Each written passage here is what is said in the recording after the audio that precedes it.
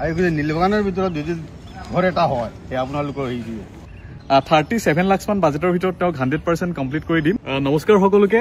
বহুত দিনৰ পৰা এই ধৰণে মানে কাৰোবাৰ ঘৰত গৈ পেলাই ভিডিঅ' বনাব পৰা নাছিলোঁ। আচলতে বিভিন্ন ধৰণৰ ব্যস্ততাৰ মাজত থাকোঁ। লগতে যথেষ্টখিনি চিভিল ইঞ্জিনিয়াৰ এপইণ্ট কৰিছিলোঁ ৰিচেণ্টলি। তেওঁলোকৰ ইণ্টাৰভিউৰ পৰা আদি কৰি ট্ৰেইনিঙলৈকে জাষ্ট ফ্ৰী হৈছোঁ আৰু দুদিনমান হৈছে। গতিকে ছাইটবিলাকত আহিছোঁ আৰু ইয়াত আমি এটা কাম কৰি আছিলোঁ। নীলবাগান বুলি কয়। দাদাৰ নাম মজিবুৰ ৰহমান আৰু তেওঁৰ ঘৰখন আমি ধুনীয়াকৈ বনাবলৈ চেষ্টা কৰিছোঁ। আমি আৰম্ভ কৰা 8 মাহমান হ'ল, কিন্তু দাদাৰ কিছুমান অসুবিধা হোৱাৰ বাবে 2-3 মাহ হয়তো আমি বন্ধ কৰি ৰাখিছিলোঁ কামটো। আৰু এতিয়া বৰ্তমান আমাৰ ফুল স্পীডত কাম চলি আছে দাদাৰ। আৰু দাদা কেনেকুৱা পাইছে ঘৰখন? ভালে পাইছে। ভাল পাইছে? মানুহে কি কয় ওচৰ পাজৰ মানুহ চাব আহিলে? নাই মানে এইটো কৈছে বৰ ধুনীয়া ডিজাইন হৈছে। আমাৰ ইয়াৰ লোকেল মানুহবিলাক আহিছে, বহুত মানুহ আহিছে ঘৰ চাবলৈ। বহুত মানুহ আহিছে, আমাৰ এই অঞ্চলৰ পৰা আহিছে, ডুবকা বুঢ়াজাৰৰ পৰা আহিছে। আৰু এইফালে নীলবাগানৰ ভিতৰত যদি ঘৰ এটা হয় সেই আপোনালোকৰ হেৰি দিয়ে। তো তেওঁলোকৰ পচন্দ কৰিছে মানে ভাল পাইছে। হোৱাৰ পিছত আৰু ধুনীয়া লাগিব। আৰু ঘৰখন কেনেকুৱা হ'ব আপোনালোকক স্ক্ৰীণত দেখাবলৈ চেষ্টা কৰিম। আৰু গোটেই ঘৰখন আমি 37 লাখ মান বাজেটৰ ভিতৰত তেওঁক 100% কমপ্লিট কৰি দিম। A ক্লাছত গোটেই ঘৰখন ফুল ফিনিচিং হ'ব। আৰু অলপমান কাম বাকী আছে, এলিভেশ্যনৰ কাম অলপমান বাকী আছে, ভিতৰত ইণ্টেৰিয়ৰ কাম চলি আছে, কি চলি আছে, ৰুম কেনেকুৱা আছে ডিটেইলছত আপোনালোকক দেখাম। আৰু কামতো একো ভুল বা এনেকুৱা নাই। মেটেৰিয়েলছবিলাক বৰ ধুনীয়া আৰু চব হেৰি কৰিছে, চিলেক্ট কৰা মাল। আৰু আমি এনেকুৱাও পাইছোঁ, এবাৰ গাড়ী এখনত বালু আহিছিলে, বালুটো আমি আপোনাৰ কথা মতে আমি ৰিটাৰ্ণ দি দিছোঁ, আকৌ ফ্ৰেছ বালি দি পেলাইছে। মানে চাওক, বস্তু যদি আপোনাৰো ঘৰ বনাই আছো বা বনাম বুলি ভাবি আছে, তেতিয়াহ'লে হয়তো মাজৰ মানুহে কোনোবাই কিবা খেলি মেলি কৰি বেয়া বস্তু হয়তো দিবও পাৰে, বাট আমাৰ ফালৰ পৰা কিন্তু 100% ৰিটাৰ্ণ কৰি দিয়া যায়। আৰু এটা মই ভিডিঅ'ত বাৰে বাৰে মানুহক কৈ থাকোঁ যে আমি যদি ঘৰ এখন বনাওঁ, আমি বনাই থকা অৱস্থাত কিবা যদি ভুল হ'ল তেতিয়াহ'লে সেইখিনি ভাঙি হ'লেও আমি 100% ঠিক কৰি দিম।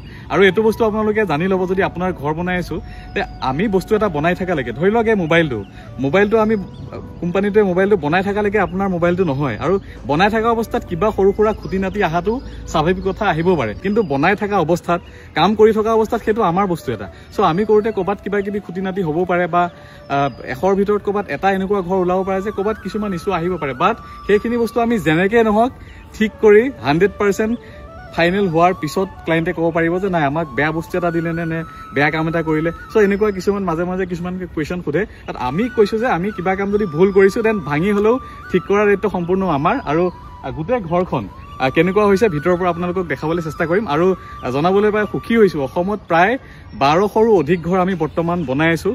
আৰু 1200 ফিগাৰটো ভাবি লওকচোন, 1200ৰো অধিক ঘৰটো, তাৰ ভিতৰত 1200 মানুহকে আমি 100% ছেটিছফাই কৰিব নোৱাৰিব পাৰোঁ। 10-20 জন মানুহ এনেকুৱাও হ'ব পাৰে যিকেইজন মানুহ ছেটিছফাই নহ'ব পাৰে। বাট আমাৰ ফালৰ পৰা সদায় কোচিছ থাকে কি বেছিতকৈ বেছি 100% মানুহকে যাতে আমি ছেটিছফাই কৰিব পাৰোঁ। আৰু এই ঘৰখন কেনেকুৱা আছে কি দেখাবলৈ চেষ্টা কৰিম বাৰু, আহক। তো টোটেল ঘৰটোৰ বহল আমাৰ মোটামুটি 47 ফিট মান হ'ব। মানে বহলটো আৰু দীঘলটো অলপ কম আছে, বহলটো বেছি আছে এলিভেশ্যনটোৰ কাৰণে। তাকে মানে চব তেখেতসকলৰ কথা হ'ল, মানে আমাৰ যদি কোনোবাই যদি মিষ্টেক কৰিছে বা ভুল হৈছে, আমি লগে লগে এইটো ৰিটাৰ্ণ ভাঙি দিম, ভাঙি আমি আকৌ এইটো আগৰ পৰা ষ্টাৰ্ট কৰিম। তো এইখিনি জেগাত আছে আপোনাৰ 7 ফিট বাই 9 ফিট মানৰ। টোটেল বাৰাণ্ডাখনৰ দীঘলটো মোটামুটি 14 ফিট বাই 6 ফিট মানৰ হ'ব। আৰু ষ্টেয়াৰছটোৰ তলতে তেওঁলোকে ষ্ট'ৰ ৰুম হিচাপে দিব পৰাকৈ ব্যৱস্থা কৰি দিয়া হৈছে। এতিয়া কাম চলি আছে আৰু ওপৰত প্লাষ্টাৰ হৈ আছে এইবোৰ। আৰু সোমাই আহি পেলাই ইয়াতে এটা ড্ৰয়িং কাম ডাইনিং হল, যিটো যথেষ্ট ডাঙৰ। আৰু ইয়াতে এটা আছে কিটচেন, মানে ড্ৰয়িং কাম ডাইনিং হলৰ লগত কিটচেন, আৰু যিটোৰ চাইজ আছে মোটামুটি 25 ফিট বাই 14 ফিট মানৰ, যথেষ্ট ডাঙৰ। আৰু এইফালে আছে কিটচেন, আমাৰ ইলেক্ট্ৰিকেলৰ কাম চলি আছে আৰু এইবোৰ এণ্টিপেইণ্টৰ ব্যৱহাৰ কৰি আছে। হেভেলছৰ, এইটো হেভেলছৰ মানে হয়।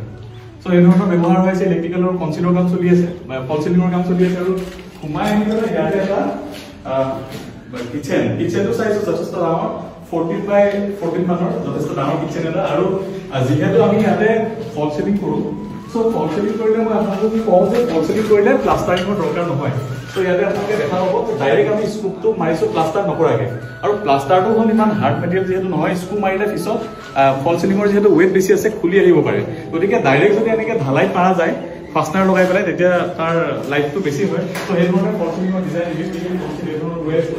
আৰু ইয়াত এটা আছে master bedroom, Tata easy Fitr এইবোৰ ড'ৰফিট ব্যৱহাৰ কৰা হৈছে, হ'লে ধুনীয়া লাগিব। ত' ইয়াত এটা আছে মাষ্টাৰ বেডৰুম, 16 বাই 16 চাইজৰ, যথেষ্ট ডাঙৰ খিৰিকী। আৰু এটা বাথৰুম আছে যিটোৰ চাইজ আছে মোটামুটি 6 বাই 8 ফিট মানৰ, সেইটো যথেষ্ট ডাঙৰ এটাচ বাথৰুম। আৰু এটা বেডৰুম আছে গ্ৰাউণ্ড ফ্ল'ৰতে।